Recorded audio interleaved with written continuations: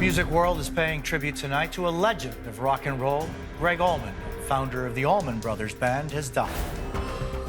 Gregg Allman was the golden boy of the South. Gregg's what I would call Southern royalty. The Allman Brothers Band changed the face of American music. The Allman Brothers were definitely the pioneers of Southern rock. My dad has the greatest voice on the planet. Despite his superstardom, Gregg's life was blighted by tragedy. He had a sense of victimization, death of his father, death of his brother. That had a traumatic effect on Gregg. It's not easy. I guess you just be thankful for what you got and you keep going.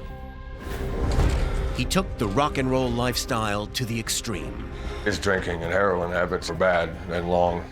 It was a death wish. Do it! But Gregg Allman died at the age of 69. The official cause of Gregg Allman's death was reported to be complications due to liver cancer.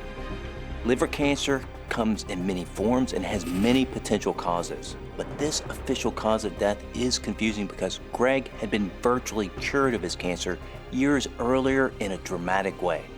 So I'm going to look into the medical documents to more accurately tell the tale of what claimed the life of this iconic music pioneer.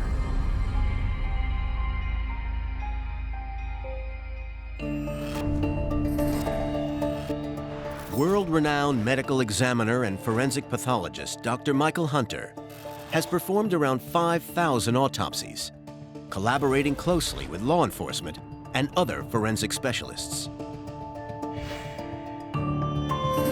His pivotal role in investigating suspicious cases has revealed the truth behind mysterious deaths for over 20 years. I have here Gregg Allman's death certificate.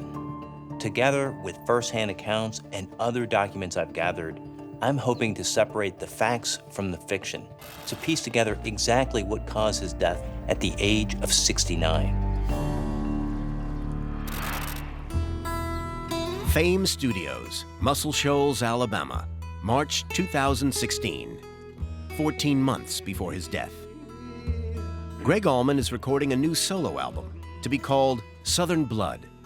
It's his 20th studio album following a career spanning 50 years. He is still as popular as ever. He was a great singer because you could feel what he was saying. He wasn't just singing words, he was telling you a story. And he was really good at that. Gregg's personal and professional life is on a high. He has seen 4 of his 5 children become musicians, and he is engaged to Shannon Williams, who is to become his 7th wife. Gregg had been through endless women in his life. He was very fortunate towards the end to meet this angel called Shannon, who was his fiancée for a long time. Despite his previous marriages having all been brief and troubled, Gregg has finally found true love. But his health is failing. My father would never not want the show to go on for any circumstance. Yeah, it's not like, oh, I don't feel good today, I'm not gonna go sing. No.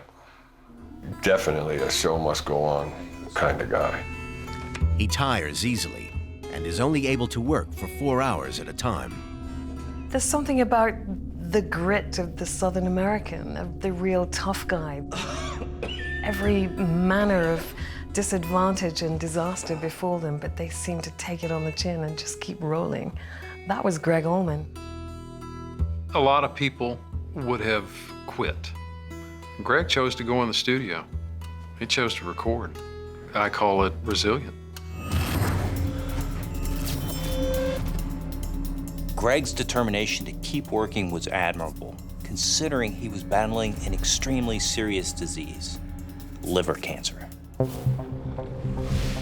Cancer is when healthy cells begin to mutate and become unable to repair themselves.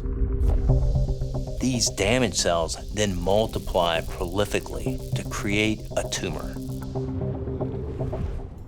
Sufferers of the disease often feel tired because the tumor uses up a lot of the body's energy supply. The fact that Gregg is persevering despite his illness is an indication of his commitment to music and my first real insight into his personality.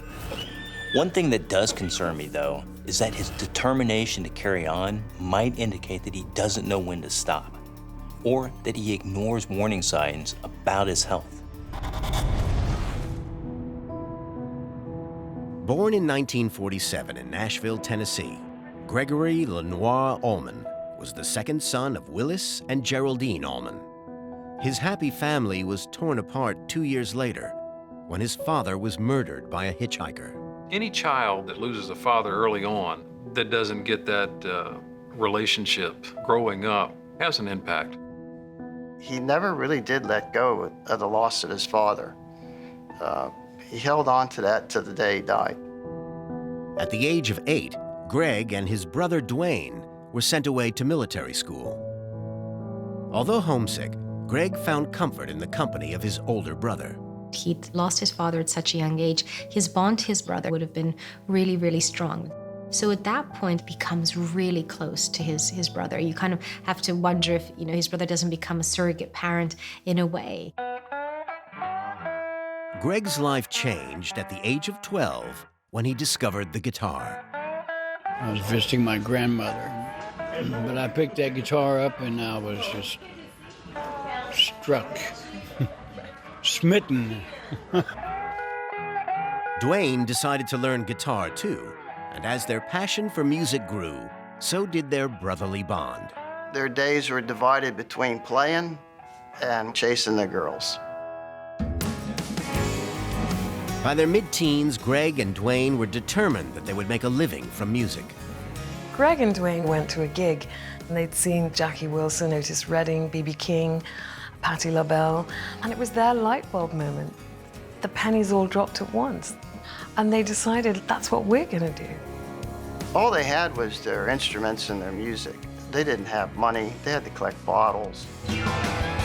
The pair played in various bands until 1969, when Dwayne gathered a group of musicians together and the Allman Brothers Band was formed. Dwayne appointed Gregg the lead singer and organ player. When they began to express themselves and really find themselves in the type of music that they really loved, the music was fantastic. They really enjoyed what they were doing. The Allman Brothers were definitely the pioneers of Southern rock. Over the span of their careers, the band was nominated for 7 Grammys and won 3, including the prestigious Lifetime Achievement Award. Music to my father just meant everything. It was a way of life, a way of expressing himself. Gregg's music was so important to him that he was willing to do anything, even putting himself in danger to keep playing. Looking at these documents, I can see that Gregg had a scar on his foot that's consistent with a bullet wound. This is particularly mysterious for a musician who spent most of his time on the road and in a recording studio. Is this an indication that Gregg was someone who was a risk taker? Daytona Beach, Florida, 1966.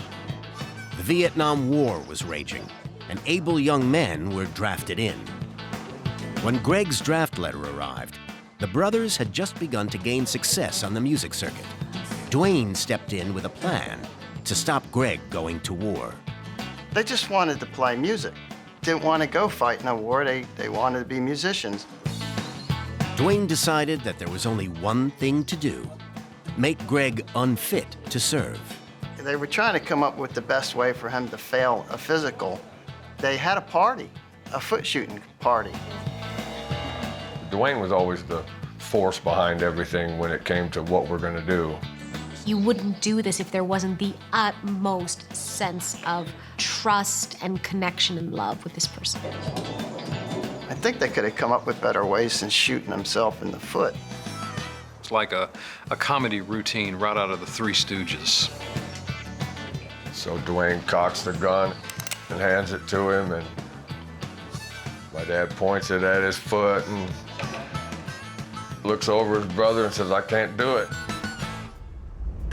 It was dramatic.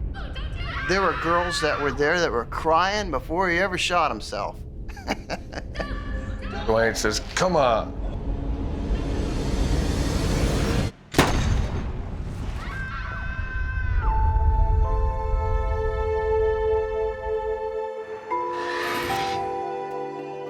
This was an old injury, and I can see that the bullet exited through the bottom of the foot. The doctor was able to quickly treat the wound without requiring surgery. Gregg was lucky that he didn't suffer permanent damage. The fact that he shot himself in the foot because his brother told him to tells me that Gregg was someone who acted without concern for his own health, especially when his music was involved.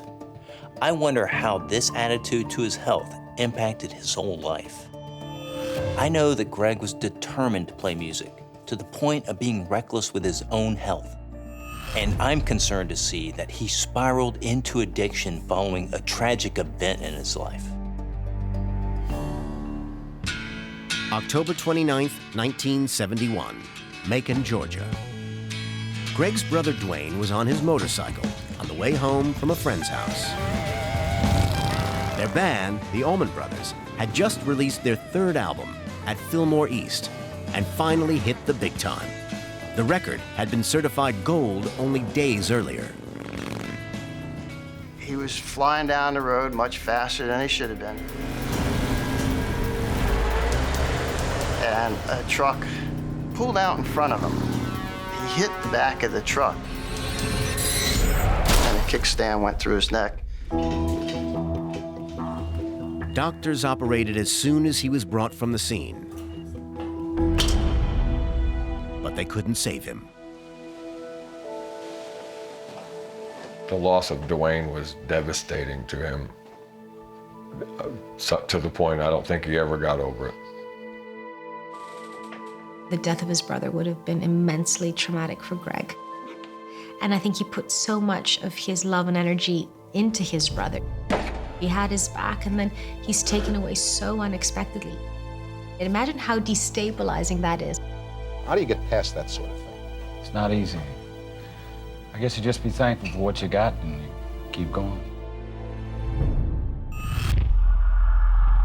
Gregg's way to keep going was to numb the pain with heroin.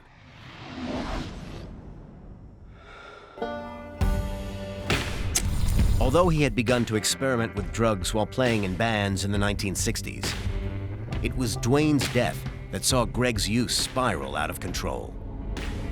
Gregg let rip after Dwayne's death. It was as if he was saying, "Take me as well." It was a death wish. He was on a mission to join his brother on the other side, I think. Heroin is an extremely dangerous and addictive drug. Heroin binds to the opioid receptors in the body, which promotes a release of dopamine, triggering feelings of pleasure.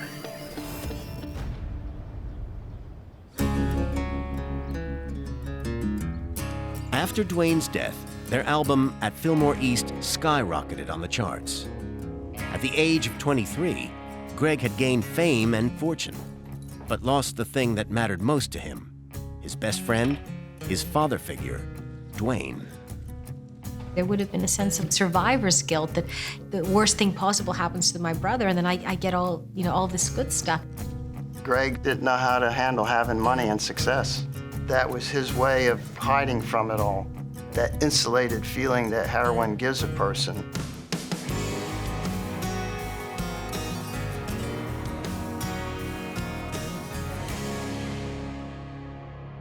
Within 4 years of Dwayne's death, Gregg had been married 3 times. First, to Shelley Jeffts, with whom he had a son, then Janice Blair, and most famously in 1975, to superstar Cher. Gregg's life was a whirlwind of sex, drugs, and rock and roll, and his addictions caused all of the relationships to crumble. Gregg definitely careless with his own health. It's amazing that he didn't die. There were quite a few times when he was pretty close to it. Heroin is also almost never sold in its purest form. It is often cut with unknown additives like chalk and powders, and these undissolved contaminants can do untold damage to the body's organs. However, there is no evidence that links it directly to liver cancer. But I can see that drugs weren't the only substance Gregg abused. He also had an extreme dependency on alcohol. Alcohol abuse can be the kiss of death for the liver and causes nearly 40% of liver cancers. If Gregg was drinking at the time of his death, alcohol could have been a complication that killed him. The liver's function is to filter out harmful substances from the blood, like alcohol. Heavy alcohol consumption damages liver cells and slows down the organ's ability to process fats, resulting in excess fat, which can lead to liver failure and ultimately death. When you're playing in bars all the time, alcohol was a big part of it. And if there was something left to be drank, he drank it. He even recognized himself. All he was bringing to the band was his name. I can see that Gregg tried to get sober on numerous occasions. He went to rehab no less than 13 times. His problem was so severe that he described having delirium tremens. This is a serious form of alcohol withdrawal that is manifested by an altered mental state. To control his hallucinating, he would keep a pint of neat alcohol under the bed so that the moment he woke up, he could just knock it back and just maintain his state of drunkenness. In 1995, the Allman Brothers Band was inducted into the Rock and Roll Hall of Fame. It was the accolade of a lifetime, and Gregg was determined to honor the memory of his late brother. Gregg got so drunk that he was unable to focus his eyes on the speech. All he was able to do was quickly thank Dwayne before stepping aside. When he was inducted, that was one of the most embarrassing moments of his life. You know, that's supposed to be the greatest. There would have been a great sense of regret that he wasn't there with Dwayne, who started the band. You know, he's the one that built it up. It was his idea. Gregg must have felt that he let Dwayne down, and he had to carry that guilt to his grave. Gregg had missed the opportunity to do justice to his brother on the biggest stage in the music world. After 30 years of boozing, he knew he had to take serious action. I can see that in 1995, 22 years before his death, Gregg finally got sober for good. He had sought treatment and actually moved a dietitian and a trained male nurse into the house with him. And once he recovered from that, he never looked back. It's hard to get used to. I'm still struggling with it one day at a time. But life isn't as confusing as it was. And I don't feel bad all the time. And I have my urges here and there, you know.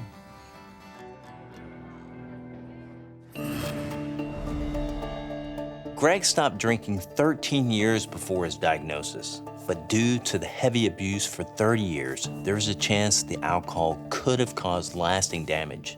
So I can't rule out alcohol as playing a part in his death. October 29th, 2016, Atlanta, Georgia, 7 months before his death. Gregg Allman is playing at the Laid Back Festival. He has rarely taken any time off touring in years, but his ill health has finally caught up to him, and he wants to spend more time at home with his fiancée, Shannon. This is the last show he will ever play. He got up there on stage, whether he was in pain or he was sick, he was up there performing. Allman Brothers Band weren't known for canceling tours out. Gregg was fit enough to play shows just 6 months before he died, but I can see his illness was starting to debilitate him. What is intriguing is that Gregg had in fact been diagnosed with cancer 9 years before his death. It's very unusual to live that long with liver cancer. So I want to know more about the history of his battle with the disease. 1999, Savannah, Georgia. Good morning, Mr. Allman. Gregg's constant touring was physically demanding. So at the age of 50, he went to the doctor for a routine physical. I can see that the doctor discovered a small spot on his liver. Any spot or abnormality in such a major organ is concerning, but it could have been caused by a number of things. infections, inflammatory reactions, and various types of cancerous or non-cancerous tumors can appear as spots on the liver. I don't have enough information here to know exactly what this spot represented, but I do know that Gregg's doctors decided that the best action would be to monitor it over time. Gregg's doctor reassured him that he could continue to live a normal life. Absolutely. So he put the spot out of his mind and carried on doing what he loved, touring and making music. Gregg's very good at denial. No, I'm not going there. They haven't told me it's anything worse. We don't know for sure that that's going to develop into anything. So he just forgot about it. The doctor's decision to simply monitor the spot doesn't seem that unusual to me. Gregg had only quit drinking and taking drugs 4 years before this physical, so his liver probably wasn't in pristine shape. My information about this period is limited, but I know that when Gregg went back to the doctor 7 years later, the spot had grown to the size of a dime, and after 9 years, it had grown to the size of a quarter. Not only that, but there was another spot next to it. And now these were full-blown tumors. Gregg was diagnosed with cancer.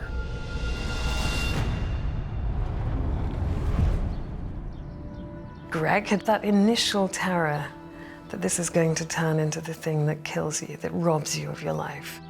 Following his diagnosis, Gregg canceled all of his upcoming shows. He finally accepted that he had to put himself first if he was going to keep the legacy of the Allman Brothers Band alive. Gregg was always one to put himself last. It was about the music, it was about the road, the tours, the shows, the fans, and not letting people down. So to have to be forced to cancel shows would have been incredibly hard for him.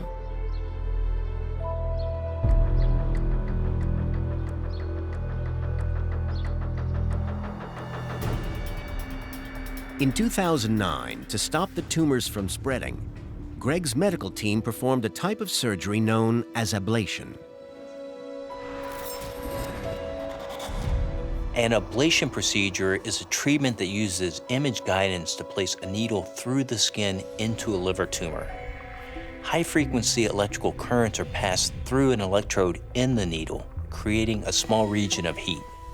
The heat destroys the cancer cells while not affecting healthy cells. Although ablation is a good course of action for these kinds of tumors, it didn't work. Gregg's liver was too far gone to allow him to keep living unless they performed a complete liver transplant. Gregg was put on the waiting list for a liver and hired a private jet to be on standby in case he got the call to say that one had been found. He probably, okay, well, I got to deal with this. I've dealt with a lot in my lifetime, and I'll get over this one as well, too. After 5 months and 5 days of waiting, Gregg got the call to say that a liver had been found for him.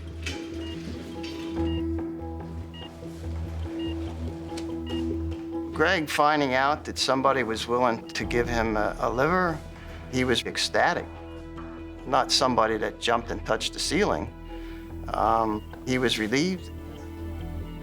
Liver transplant surgery is the most difficult of all transplant surgeries to perform because it involves making various meticulous vascular connections in vessels of very small size. It's complicated, risky, and can take up to 12 hours on the operating room table. About 10% of patients never make it out of the hospital. But Gregg's surgery was a success. Gregg got back to work as soon as he could after the transplant in an effort to keep the music going and keep Dwayne's legacy alive. Gregg's work ethic was very powerful. Before Dwayne passed away, he pushed the band pretty hard.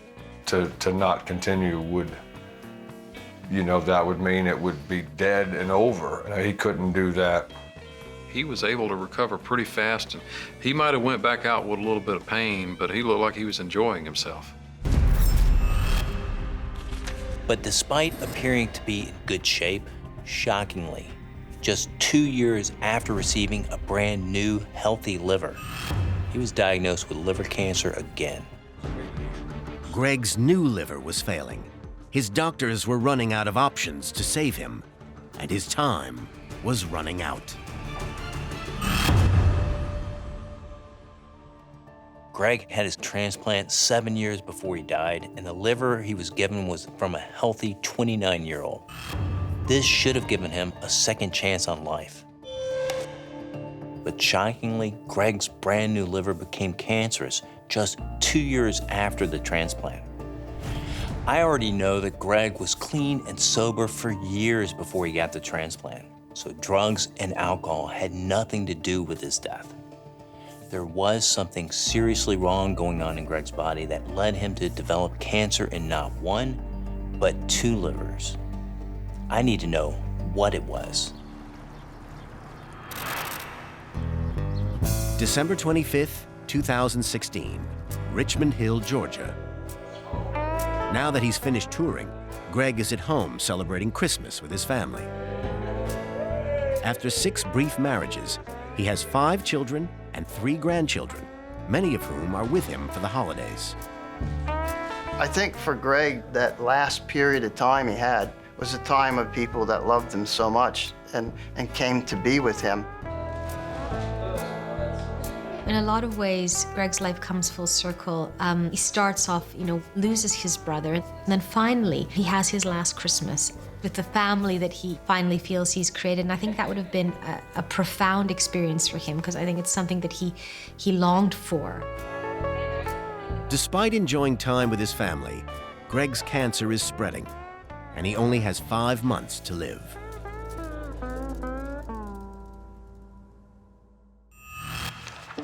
Gregg was weakening.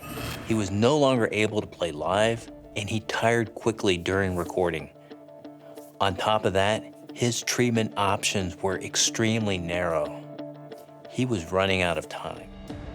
After the transplant, Gregg would have been put on immunosuppressant drugs to stop him rejecting the new liver. The body's immune system treats transplanted organs as a foreign mass. As a result, the immune system attacks the organ as it would attack any foreign cell, which can lead to rejection. Immunosuppressant drugs weaken the immune system to reduce the body's reaction to the foreign organ.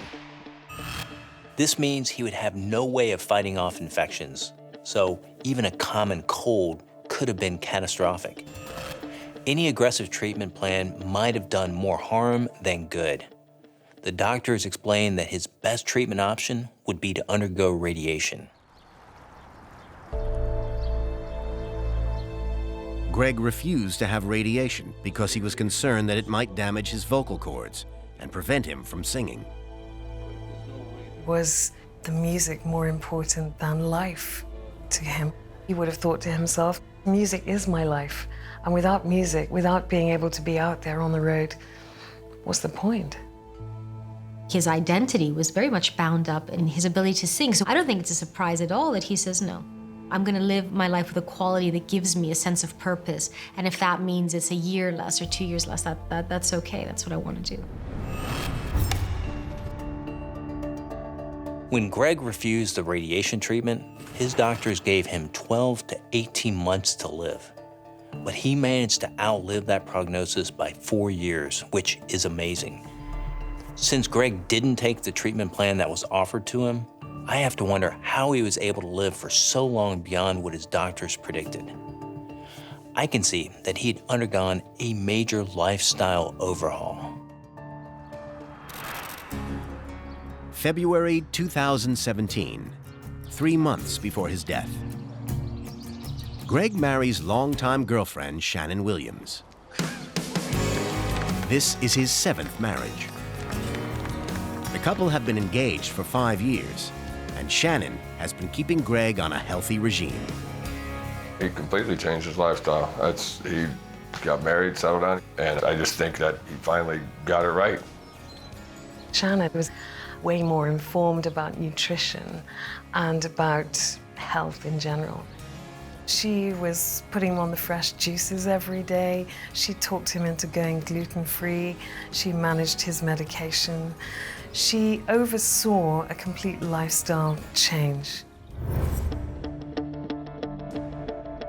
Lifestyle choices, including the foods you eat, the amount of exercise you incorporate into your daily life, and even how generally happy you are, can make a big impact on your overall health by boosting immunity to help fight disease.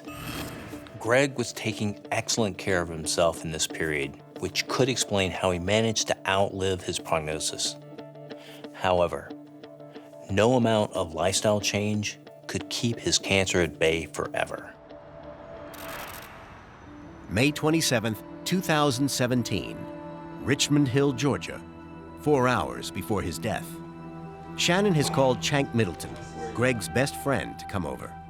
Fearing that the end is near, they sit up all night talking, reminiscing, and listening to Gregg's final album, Southern Blood. With lyrics such as, "I hope you're haunted by the music of my soul when I'm gone," Gregg was writing his own requiem.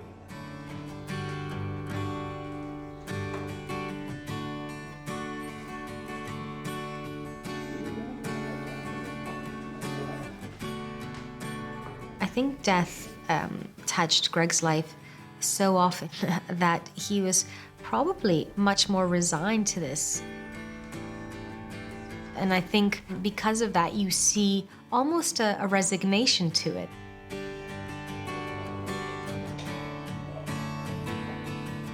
It's a kiss goodbye to the fans. It's a gift to them. It's a present as much as an expression of what he wanted to leave behind. I'm definitely certain he knew the end was near, you know, and accepted it. You can feel he accepted it, and the album's kind of reassuring, really. If you listen to it carefully, you know.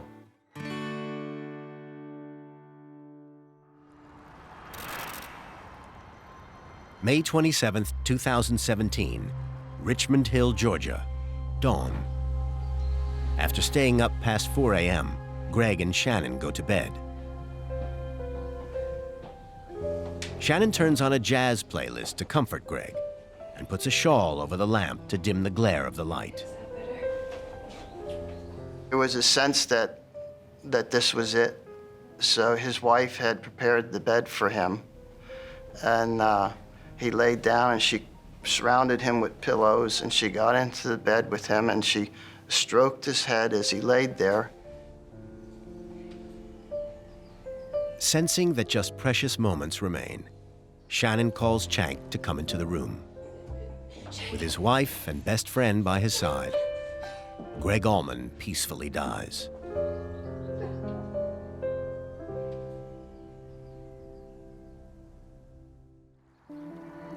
I was in an airplane flying over Savannah, Georgia. I said, "Oh, hi, Dad." I looked down at the earth below. Well, when the plane landed, I turned my phone back on, and it began going berserk. And then it hit me that we were over top of Savannah as he passed. I'm taking it as my goodbye. I thought that was amazing. On June 3, 2017, Gregg Allman was buried at the Rose Hill Cemetery in Macon, Georgia. Fans lined the streets to honor the icon, and the intimate ceremony was attended by close friends and family. Before his death, Gregg had bought himself the cemetery plot next to Dwayne's. Gregg was with his brother at last. He had enough time to prepare himself for his departure. I'm sure he was ushered into heaven by his brother and his mother and his father. There was poetry in the fact that Gregg and Dwayne ended up buried together. The little family being back together, that was a lovely thing.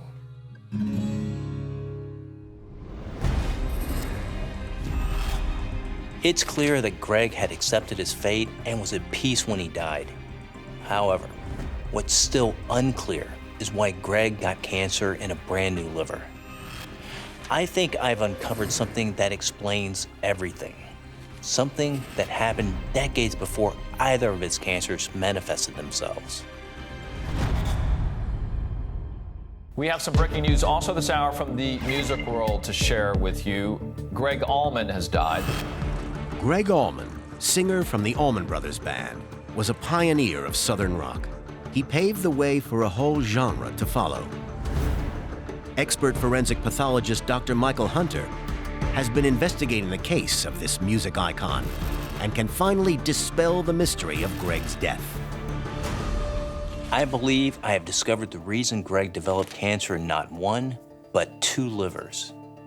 I can see that he had cirrhosis, which is scarring of the liver, often caused by extreme alcohol consumption. But since I know that Gregg was sober at this point, that cannot have been the cause of the cirrhosis on his new liver. There is another disease that causes scarring of the liver. Gregg had a major viral infection, hepatitis C.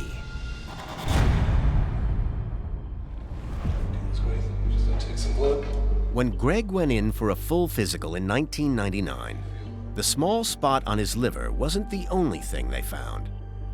Blood tests revealed that hepatitis C had been lurking, dormant in his system, possibly for decades. Hepatitis C causes ongoing inflammation of the liver, which leads to scarring. Once the liver becomes too scarred, it's unable to perform its crucial functions, detoxifying harmful substances in your body, cleaning your blood, and making vital nutrients. It can also lead to liver cancer. It's a silent killer, as it has virtually no symptoms. From reports, it appears that Gregg believed he'd contracted hepatitis C nearly 50 years before his death. San Francisco, 1969. Gregg thought his hepatitis C could be traced back to his first tattoo. There was an old guy picking needles out of a bucket of blood. No sign of formaldehyde or antiseptic or disinfectant of any kind, just attaching these filthy needles to his equipment. Hepatitis C is spread when blood from a person infected with the virus enters the body of someone who is not infected. So it's possible that Gregg contracted the virus from a dirty tattoo needle. However, hepatitis C can also be contracted from dirty drug needles or unprotected sexual intercourse. Considering the lifestyle Gregg lived until the mid-1990s, there is no definitive way to tell how he contracted the disease.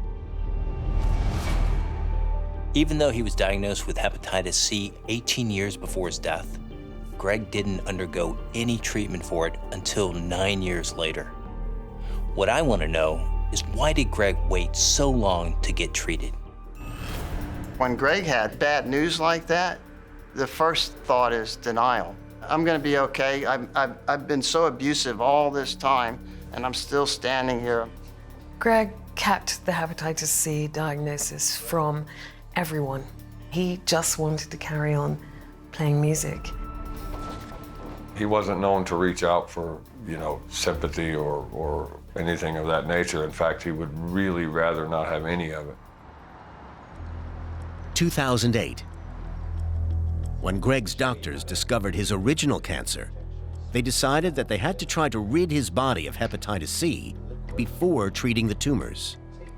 Gregg's doctors knew that unless they eradicated the hepatitis C, there would always be a chance that it would cause the cancer to come back. So he was prescribed a course of interferon.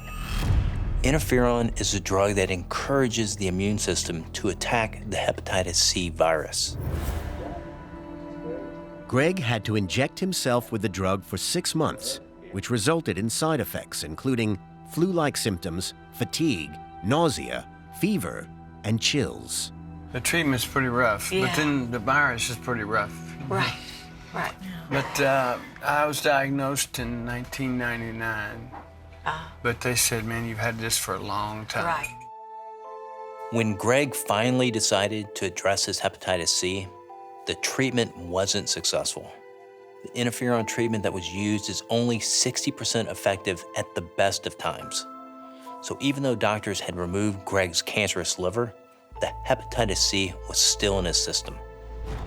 On top of that, The immunosuppressant drugs he was taking to keep the liver from being rejected were allowing the hepatitis C to flourish because the body wasn't able to fight the virus. That likely caused the new liver to become cirrhotic and develop the cancer. Eventually, the liver would have stopped detoxifying harmful substances in its blood. This likely led to further injury to the body's organs, including the brain, leading to other infections, sepsis, and eventually Gregg would have died peacefully.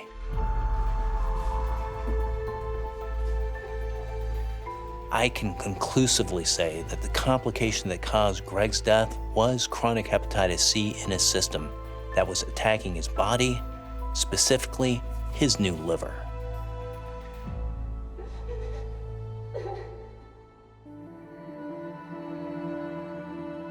Gregg Allman's legacy has done nothing but grow, and it continues to grow. Gregg Allman will be remembered for the music, the quintessential Southern rock sound. He did it best. He'll have a place in music history as a Southern Prince. He's unforgettable. As a man, as the best father he could be, as a hero, I mean, so many people play guitar today, organ players, musicians, all were influenced, so many people. I just like to think it's nice that he changed the world, you know.